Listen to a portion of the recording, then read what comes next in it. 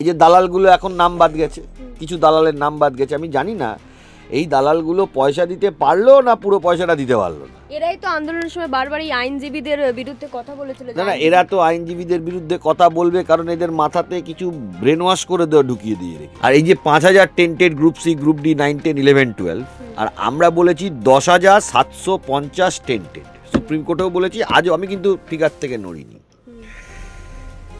এইবার আসল টেন্টেডদের লিস্টটা বেরোবে। ফ্রেশার্সরা যারা আন্দোলন করছেন, আমি এটা বুঝি যে তৃণমূল থাকলে আপনাদের চাকরি হবে। একেবারে এই যে 26,000 শিক্ষক শিক্ষিকা যারা চাকরি হারিয়েছে, তারা এতদিন আন্দোলন করছিলেন এবং যারা সব সময় ক্যামেরার সামনে এসে নিজেদেরকে যোগ্য বলে দাবি করেছেন, আজকে তাদের মধ্যেই একজন মেহবুব মণ্ডল ওরফে গোলাম গৌস মণ্ডল, যার একেবারে ভেরিফিকেশনের নাম বাদ চলে গেছে ক্যাটাগরির জন্য। ভুল ক্যাটাগরি দিয়েছিল PHOH, কিন্তু আসলে তার ক্যাটাগরি জেনারেল দেখাচ্ছে। এগুলো হলো বেসিক্যালি তৃণমূলের নেতৃত্বে কিছু দালাল আর কিছু ব্রেন ওয়াশড ক্যান্ডিডেট তাদের হয়ে দীর্ঘদিন ধরে কথা বলেছে। এই যে আপনি বলছেন যে যোগ্য ক্যান্ডিডেটদের নেতৃত্ব, একটা অংশ কিন্তু কিছু দালালও আছে এর মধ্যে, আর কিছু ব্রেন ওয়াশড ক্যান্ডিডেট আছে যেগুলো এই তৃণমূল করে তাদেরকে মাথায় ঢুকিয়ে রেখেছে তোদের চাকরিটা করে দেবো। যেসব তথ্য আজকে প্রকাশ্যে এসেছে, যদি চাকরি করেও এটা চ্যালেঞ্জ হবে না কোর্টে? ছেড়ে দিন, আমি মামলা করব না। তর্কের খাতিরে বা হাইপোথেটিক্যাল সেন্সে যদি ধরি, ওই জায়গায় যে চাকরি পেল না সেই ক্যান্ডিডেটগুলো মামলা করবে না। এখানে কিন্তু একটা স্বার্থ জড়িয়ে আছে। আমি সমস্ত ক্যান্ডিডেট, সমস্ত যারা জেনুইন ক্যান্ডিডেট, ফ্রেশার ক্যান্ডিডেট যারা আছে, প্রত্যেকের স্বার্থ জড়িয়ে আছে। তাই এই 2016 রুল আর 2025 রুল, বা 2016 পরীক্ষা আর 25 পরীক্ষাটা সম্পূর্ণ আলাদা করা উচিত ছিল। নতুন ভ্যাকেন্সি 1 লাখের ওপর আছে, সেটা ডিক্লেয়ার করে দেওয়া উচিত ছিল, অন্তত ভোটের আগে ডিক্লেয়ার করতো। এরা তাও করবে না, কারণ সরকারি স্কুলেরা ওঠাতে চায়। সেখানে একাদশ জাতির জন্য মাত্র 12,000 সিট। 2016 যে 26,000 ভ্যাকেন্সি ছিল, 26,000 সামথিং, সেটা আলাদা পরীক্ষা নিতে পারত। পরপর 2 দিন পরীক্ষা নিত, বা 1 মাস অন্তর 2টো পরীক্ষা নিত, তাহলে মানুষের আরও স্কোপটা বাড়ত। তাহলে যে জেনুইন ক্যান্ডিডেট সে 2টো সুযোগ পেত। 2016 পরীক্ষায় বসছে, প্লাস 2025 পরীক্ষাও সুযোগ পেলে সে বসতে পারছে, 2টো সুযোগ পেত। তাতে করে জেনুইন ক্যান্ডিডেটগুলোও বাঁচত, যারা ফ্রেশার ক্যান্ডিডেট তারাও বাঁচত। একটা মিডল লাইন নিতে হবে তো, যাতে করে সবাইকে বাঁচানো যায়। আজকে ফ্রেশার ক্যান্ডিডেটদের মধ্যে আমরা কি দেখতে পাচ্ছি? 60-এ 60 পেয়েছে, 70-এ 70 পেয়েছে, সে ইন্টারভিউতে ডাক পায়নি। মানে ভারতবর্ষের, দেশের মধ্যেই পশ্চিমবাংলা রাজ্যটার কত বড় অধঃপতনের জায়গা। রাস্তায় বেরিয়ে থালা বাজাতে হচ্ছে, আন্দোলন করতে। স্বাভাবিক ব্যাপার। 100% রেজাল্ট পেয়ে যদি ফ্রেশাররা আজকে চাকরি না পায়, সারা ভারতবর্ষে কোনো দিন হয়েছে? 2011 সালের আগে পশ্চিমবাংলায় এই জিনিস হয়েছে না? সারা পৃথিবীতে কোনো দিন হয়েছে যে একটা লোক 100% রেজাল্ট পেয়ে চাকরি পাওয়া তো দূরস্থ, সে ইন্টারভিউতে যেতে পারছে না? আর আমি বারবার করে যারা যারা আন্দোলন করছেন তাদেরকে একটা কথা বলবো, দালাল হইতে সাবধান। এই যে দালালগুলো এখন নাম বাদ গেছে, কিছু দালালের নাম বাদ গেছে, আমি জানি না এই দালালগুলো পয়সা দিতে পারলো না পুরো পয়সাটা দিতে পারলো না। এরাই তো আন্দোলনের সময় বারবার এই আইনজীবীদের বিরুদ্ধে কথা বলেছিল। না, এরা তো আইনজীবীদের বিরুদ্ধে কথা বলবে কারণ এদের মাথাতে কিছু ব্রেন ওয়াশ করে দেওয়া ঢুকিয়ে দিয়ে রেখেছে। আর কিছু দালাল বাজারে নেমে পড়েছে। কারণটা কি, আপনাকে একটা জিনিস বুঝতে হবে, এরা 5,000 টেন্টেড নিয়ে কথা বলে যাচ্ছে। কত আইদার এরা গাধা, অথবা দ্বিতীয় জিনিসটা মানতে হবে, এরা দালাল। মুখ্যমন্ত্রী মমতা বন্দ্যোপাধ্যায়ের হয়ে দালালি করতে নেমেছে। এদের নামটা আমি বলতে চাই না, কারণ অনেকে আছে ধরুন সত্যিই হয়তো ভুল পথে চালিত হয়েছে, এটা অস্বীকার করার জায়গা নেই। এদের মাথায় এটা ঢুকবে না, একটা কমন যুক্তি যে ভাই যে জেনুইন ক্যান্ডিডেট তাদের লিস্টটা কই, আজও নেই, পুরোটা বাতিল হতে। একটা দালালকে কোনোদিন বলতে শুনেছেন? এই যে যার নাম আপনারা এখন বলছেন বা শোনা যাচ্ছে, কোনোদিন বলতে শুনেছেন যে ভাই জেনুইনদের লিস্টটা বার করতে হবে, এর জন্য যা করার আমরা করব?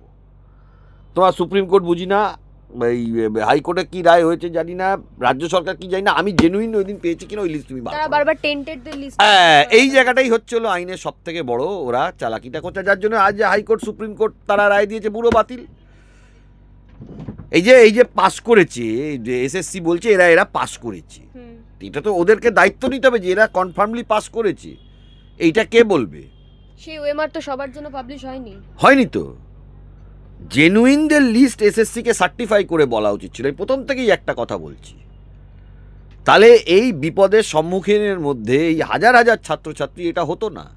এবার 9-10-এর রেজাল্ট আছে, আজকে সুপ্রিম কোর্ট রিমান্ড ব্যাক করে দিয়েছে, এবার তো হাইকোর্ট পুরো ইস্যু শুনবে। এর আগেও কিন্তু সুপ্রিম কোর্ট ডিভিশন বেঞ্চের কাছে রিমান্ড ব্যাক করেছিল, কারণ এখন হাইকোর্ট প্রত্যেকটা ইস্যু শুনবে। আমার যেটা খারাপ লাগবে যদি আরো 10 বছর পর সমস্তটা বাতিল হয়ে যায়, কি হবে? তার মানে ফ্রেশারগুলো বিপদে পড়ে গেল। এক্সপেরিয়েন্সের জন্য যে 10 নাম্বার নিয়ে আপনারা লড়াই করছিলেন, যে সেই 10 নাম্বার কেন শুধুমাত্র এদেরকে দেওয়া হবে যারা এতদিন শিক্ষকতার সাথে যুক্ত ছিল, অর্থাৎ যারা হয়তো অন্য সরকারি কোনো চাকরি করছিল তারাও পেয়ে যাচ্ছে, এই নিয়ে যে আপনারা লড়াই করছেন সেটাতেও তারা বিরোধিতা করেছিল। আর করবে তো, বিরোধিতা তো তারা করবে, তাদেরকে শিখিয়ে যে তারা বিরোধিতা করছে, কারণ এখানে স্বার্থ দাঁড়িয়ে আছে। একটা জিনিস বুঝতে হবে, আজকে যে এক্সপিরিয়েন্সের নম্বর দিচ্ছে প্রাইভেট টিচাররা কেন পাবে না? তারা বিকাশ রঞ্জন ভট্টাচার্যের যোগ্যতা নিয়ে প্রশ্ন তুলেছিল। আচ্ছা, যোগ্যতা নিয়ে যে কেউ যে কারণ নিয়ে প্রশ্ন তুলতে পারে সেটা কোনো বিষয় না। বিকাশ রঞ্জন ভট্টাচার্যকে যোগ্যতা প্রমাণ করতে হবে না। বিকাশ রঞ্জন ভট্টাচার্যের যোগ্যতা যত বেশি তার যোগ্যতা নিয়ে প্রশ্ন করবে সেটাই তার যোগ্যতা। মানে বিকাশ রঞ্জন ভট্টাচার্য এটা প্রমাণ করছে যে কারোর স্বার্থে বা যারা তৃণমূলী তাদের স্বার্থে ঘা ফেলতে পারছে। এটা মানতে হবে, তৃণমূলের স্বার্থে ঘা পড়ছে। কারণ এদেরকে আমি দেখলাম কিছু এই সবাই নয় কিন্তু, আবারও বলছি, জেনুইন ক্যান্ডিডেটদের মধ্যে সবাই অনেক ভালো ভালো জেনুইন ক্যান্ডিডেট, তারা কিন্তু আইনটা এটা কিন্তু বুঝেছে, তারা সেইভাবে লড়াই করার চেষ্টা করছে, কিন্তু দালালদের খপ্পরে পাচ্ছে না। সিম্পল জিনিসকে এরা সিম্পলভাবে নিতে জানে না। আজকে যার নাম বলছেন তার একটা কিছু ত্রুটি ধরা পড়েছে, তার এখন উপায়, ত্রুটি ধরা পড়েছে মানে তিনি বাতিল হয়ে গেছেন, নেই বাতিল নেই। এবার তার বিরুদ্ধে তো তার যদি এখন চাকরিটা হয়ে যায় তার বিরুদ্ধে মামলা হবে না? ছেড়ে দিন, আমি করলাম না, অন্য কেউ করবে না? সারা রাজ্যে এই 5 লক্ষ লোক পরীক্ষা দিচ্ছে, যে দেখবে তার ওটাতে হচ্ছে খবর, আর ছেড়ে দিন, কেউ ধরুন মেরিটের তলার দিকে হচ্ছে, সে ওইটাকে এক্সাম্পল দেখাবে না? আগের বার কি হয়েছিল, কিভাবে হয়েছিল সেটা বেরোবে না? এটা আসবেই, এবং শুধু ওনার নয়, অনেকের আসবে। তাহলে সুষ্ঠুভাবে নিয়োগ তাহলে সেটা হবে না। এটা এই প্রশ্নটা তো আজকে সুপ্রিম কোর্টে উঠেছিল যে আবার যাতে এক্সপিডিশিয়াসলি এটা শেষ হয়ে যায়, এটা যেন কোনো ইয়ে না বলে। এই ব্যাপারে আমরা কোনো কথাই বলবো না, যা করার হাইকোর্ট করবে। আমাদের এটা চাহিদা যে জেনুইন ক্যান্ডিডেট যারা তারা বাঁচুক। New rule shall not adversely effect the genuine candidate, এটা সুপ্রিম কোর্ট আজকে বলে দিয়েছে, ক্ল্যারিফাই করে দিয়েছে। কিন্তু রাজ্য সরকার যা তৈরি করেছে, স্বাভাবিক কারণে আজকে 2016-25কে আলাদা করা উচিত ছিল। যা করে দিয়েছে, যা জট পাকিয়ে দিয়েছে, এই 16 এবং 25-এর সবারই ভবিষ্যৎ না ধ্বংস হয়ে যায়। তাহলে এই যে ফ্রেশার্স, তারা কি চাকরি পাবে না যারা আন্দোলন করছে? চাকরি পাবে কি না সেটা আমি বলতে পারবো না। ফ্রেশার্সরা যারা আন্দোলন করছেন, আমি এটা বুঝি যে তৃণমূল থাকলে আপনাদের চাকরি হবে না। চাকরি পাবেন কি না সেটা কি করে আমি বলবো, কিন্তু এটা আমি কনফার্ম বুঝি যে তৃণমূল থাকলে এদের হবে না। চাকরি পয়সা দিয়ে বেচবে, এরা পয়সা দিতে পারবে না। তো সেটা কি শুরু হয়েছে? এরা মামলা করার মতনও এদের পয়সা নেই, একসাথে গ্রুপ করে এরা এদেরকে মামলা করতে, পয়সা নেই, কি করবে? এরা গরিব বাড়ির ছেলে মেয়ে। এই যে ফ্রেশার ক্যান্ডিডেটগুলো, আপনি গিয়ে তাদের পরিবারের খবর নিন না, তারা তো যোগ্যতা করে না খেয়ে না পড়ে একটা নিজের চাকরি করার জন্য, গরিব বাড়ির ছেলে মেয়ে। গরিব মানে হয়তো কেউ মধ্যবিত্ত পরিবারের ছেলে মেয়ে হতে পারে, কেউ তৃণমূল নয় যে কোটি কোটি টাকা 7-8টা গাড়ি বিদেশে যেহেতু নেই এদের, তাহলে তো ওরা সরকারি চাকরি করতে আসতো না। কাট অফ মার্কসটাকে এমনভাবে দেওয়া আছে যাতে তারা চান্স না পায় তাদের ভেরিফিকেশন। এই রুলটাকে আমি বারবারই বলছি, আমি প্রমাণ করে দেবো আদালতে, এই রুলটাকে এমনভাবেই তৈরি করা হয়েছে যাতে টেন্টেড ক্যান্ডিডেটরাই বেনিফিট পায়। আর এই যে 5000 tainted group C, group D, 9, 10, 11, 12, আর আমরা বলেছি 10,750 টেন্টেড, সুপ্রিম কোর্টেও বলেছি, আজও আমি কিন্তু ফিগার থেকে নড়িনি। এইবার আসল টেন্টেডদের লিস্টটা বেরোবে, সেটা কিন্তু 10,750 ছাড়িয়ে যাবে। এই 26 2026 আমি বলছি শুনুন না, আমি বলছি 10,750 গ্রুপ সি, গ্রুপ ডি, 9, 10, 11, 12, কথার ভুল ইন্টারপ্রিটেশন যেন না হয় তাই জন্য আবার ক্ল্যারিফাই করে দিলাম। গ্রুপ সি, গ্রুপ ডি, 9, 10, 11, 12 মিলিয়ে আমাদের অভিযোগ ছিল 10,750। গ্রুপ সি, গ্রুপ ডি, 9, 10, 11, 12 মিলিয়ে সেটা বেরিয়েছিল 5,000, 5,500।